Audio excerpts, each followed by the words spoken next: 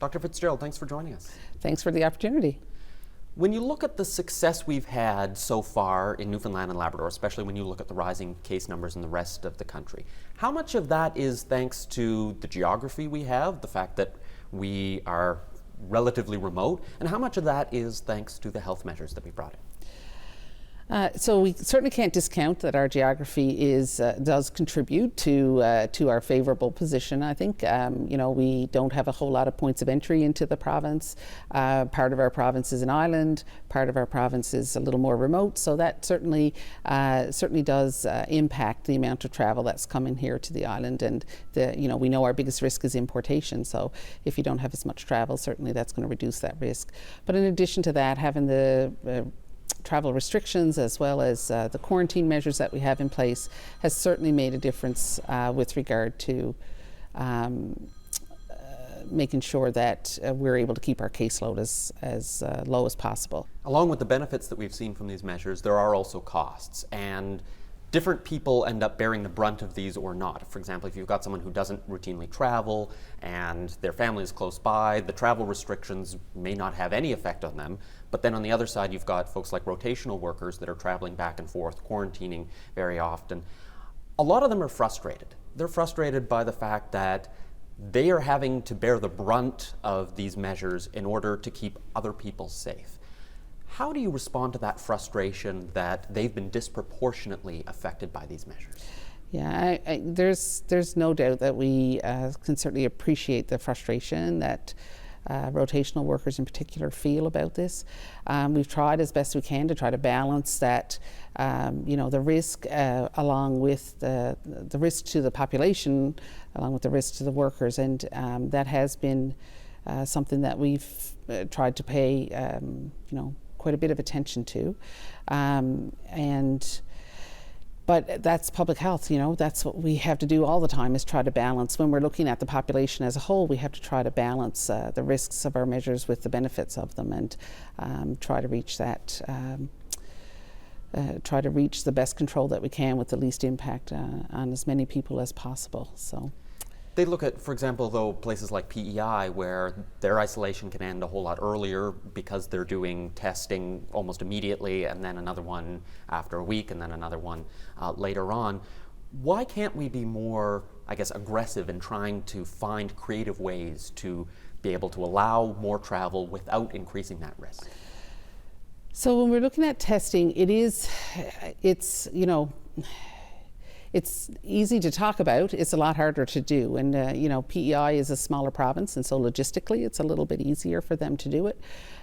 So certainly we have looked at, and we have brought in that, obviously. We've certainly brought in testing to try to reduce the quarantine period in half for rotational workers. So we have used some combination of the two. You've announced this week that you're not going to be granting exemptions for Christmas travel for people from other provinces who live away and want to be able to come home. If you look at Nova Scotia, they haven't had a travel ban in place throughout the pandemic. They've just been requiring that 14 days of isolation. When you look at the number of cases they've had over the last few months on a per capita basis, it's not far off the number of cases we have. Doesn't that show that, in fact, we could drop the travel ban and maintain the quarantine and still be in a good place that we are right now? I think it's difficult to say for sure. We don't really know what exactly the travel is. What travelers Nova Scotia is seeing compared to the travelers that we're seeing. Are they coming from the same places? That sort of thing. So that's one thing to consider. But it's certainly something that we're always looking at. It's just at this point, with the way things were going across the country, we just did not feel that it was a good time to make a change. But it is something that we're going to look at going forward. It's obviously something that we've been considering for quite a number of weeks, actually. And, I think most of us really wanted to be able to do that, but it just did not make sense when we looked at what was happening across the country right now. You said before that the concern is that not everyone is going to isolate. But do we have any evidence? Because when we see those new cases, we see in news release after news release, it says the person's been isolating since they returned. They've been isolating since they've returned. Aside from the one case in Labrador, it seems that on the cases that have faced the scrutiny, people are following the rules. Yeah, so we have had 2 or 3 people that weren't isolating properly when they came back over the course of the last several months, I guess. The thing is, we don't know, these are the people that we're finding out about. These are only the people that are testing positive, which is probably a small proportion of the people who are actually coming back. But we don't know how many people who are actually returning are actually following the rules for isolation. We don't have that information, and we are, even if we follow up, when we follow up with people, you're still trusting an honor system that they are following, and certainly most, if not all, the people who are contacted are saying that they are following the rules, but there's still not always a way to know if that is indeed the case, right? So I think for the most part, you're right. I think most people are following the rules, but this virus is sneaky, and it only takes 1 or 2 cases to really get things out of control sometimes if we look at some of these super spreader events. So we have to be careful about that too. I want to talk about the vaccine because a lot of people were really optimistic this week. Pfizer announcing preliminary results showing their vaccine is 90% effective. Do you share that hope and optimism that a lot of people are feeling right now? Oh, certainly. I mean, a vaccine has been something we've been looking forward to for a long time in public health. So we're very hopeful that what we see when we finally do get a vaccine is what Pfizer has been saying to us. But, I think some of that is preliminary information for them as well. So, we're quite hopeful that we'll see that same kind of success. If things do continue to trend well, the final results confirm this, Health Canada signs off on this, we could be a couple months away from rolling out those first doses. Are we ready? Because the entire world is going to be competing for the same syringes, and even we're going to need 1 million Band-Aids and alcohol swabs and all these supplies, the sort of things that we saw at the beginning of the pandemic, everyone was scrambling for and there were shortages. Mm-hmm. Are we planning ahead? Are we setting things aside? Yeah, so we've been planning for a vaccine for quite some time. We've known that the only way really through this is with a vaccine. So we've been certainly thinking about that and planning for that for quite some time. And now as things are getting closer and we're having certainly more discussions on, with our federal and provincial and territorial partners to make sure that we can move forward, not just individually as jurisdictions, but also as a country with regard to the vaccines. So. This vaccine is unique in as much as it has to be kept at below minus 70 degrees. That's obviously doable in a place like St. John's. But are we putting in the infrastructure to make sure that places like Fogo or Nain are able to receive this vaccine and we're able to get it there at those cold temperatures?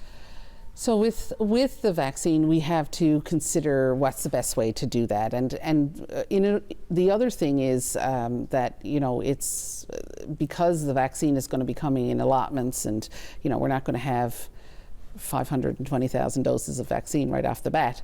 We have priority groups that we have to do. So those are all the logistical things that we have to work through and decide, where the vaccine is going to go and where the best places for it to go and how it gets delivered there. And those conversations are going on as we speak, actually. When you talk about priority groups, who's going to be first in line? So there's certainly a contextual, a local context that you have to put onto that. Certainly we see people who are at higher risk for disease, obviously, would be, just like we saw with H1N1, the people at higher risk for disease are the people who get the priority.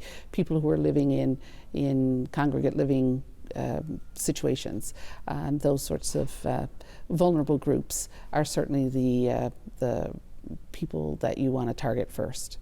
What about people like rotational workers who, giving them the vaccine means they get to end quarantine, for example? Those are all questions that we're considering. I can't say that we've come down on any kind of decisions about that, but certainly we're considering all of those questions in our deliberations for sure. When you sign up for this job, well, in fact, initially when the pandemic hit, you were the interim chief medical officer of health. You never anticipated that you were going to be front and center and on basically every newscast every evening. What's that adjustment been like for you? Because I've seen people dressed up for you as Halloween. We've seen your face cross-stitched and some of your quotes, immortalized.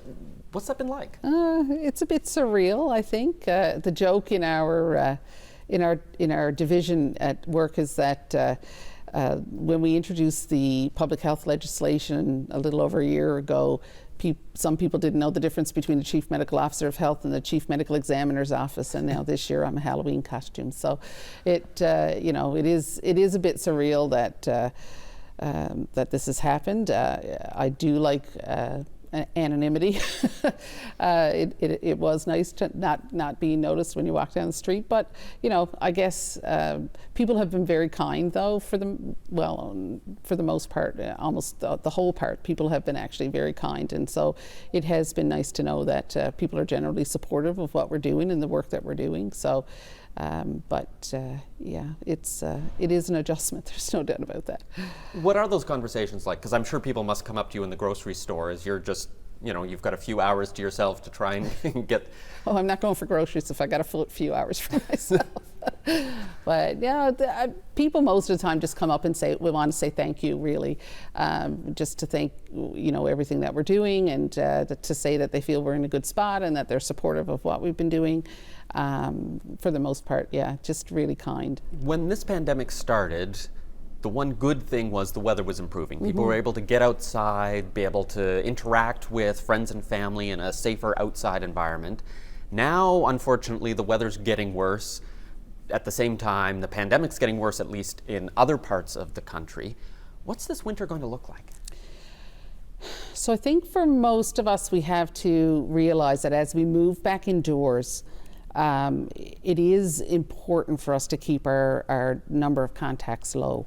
We talk about people, space, time, place, and place. Outdoors is certainly less risky than indoors, and the amount of transmission we see in outdoor settings is significantly lower than what we see in indoor settings. So if you can get outside, get out and enjoy the fresh air on good days like we have today, get out and enjoy it, go for a walk, those sorts of things. But if you're going to be having gatherings, you really need to think about keeping those numbers low, keeping your contacts consistent, that who the people you're going to be spending most of your time with outside of your household bubble. That's fairly consistent. What they're doing, what their contacts are. It's just really about trying to keep your environment as safe as you can, and that's always challenging because Newfoundlanders, I think, are very social people by nature, and so I think it will be a challenging winter for a lot of people, but we've done it before, so we've risen to the challenge before. So, Dr. Janice Fitzgerald, thanks for joining me. Thank you.